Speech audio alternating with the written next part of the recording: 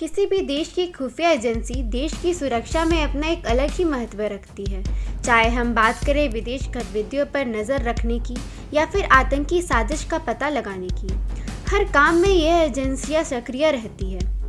इसके अलावा परमाणु हथियारों की जानकारी को गुप्त रखने का जिम्मा भी इन्हीं के सर पर है। दुनिया की सबसे ताकतवर एजेंसियों में से एक है रिसर्च एंड एनालिसिस विंग यानी कि रॉ, जिसे आम भाषा में भारत की खुफिया एजेंसी भी कहते हैं। रॉ अपनी रिपोर्ट सीधा भारत के प्रधानमंत्री को भेजती है ताकि अधिकारियों के बीच भी कोई बातें लीक ना हो सके। रॉ के गठन से पहले जासूसी का जिम्मा सिर्फ इंटेलिजेंस ब्यूरो आईबी का हुआ करता था।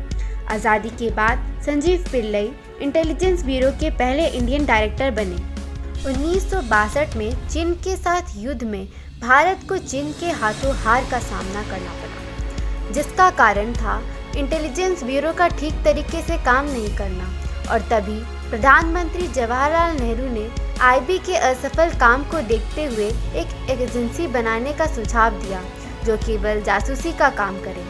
1968 में इंदिरा गांधी के नेतृत्व में एक अलग खुफिया एजेंसी की स्थापना हुई, जिसका नाम रिसर्च एंड एनालिसिस विंग यानी कि रॉ रखा गया और रॉ का पहला चीफ बनाया गया आर.एन. काव को।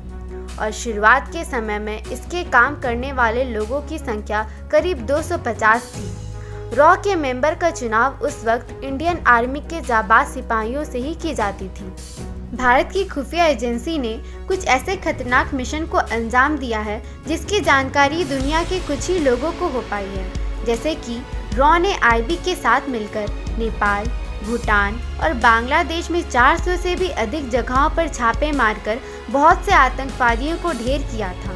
रॉ ने सिक्किम को भारत का हिस्सा बनाने में एक अहम भूमिका निभाई है। रॉ को भारत के पहले परमाणु हथियार के परीक्षण को गुप्त रखने का काम भी दिया गया था।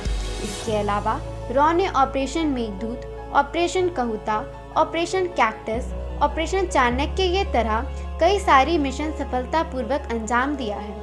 रॉ की एक बुरी बात यह भी है कि जब भी कोई जासूस दूसरे देशों में जासूसी करते हुए पकड़ा जाता है तो अपने देश की सरकार उनकी कोई मदद नहीं करती।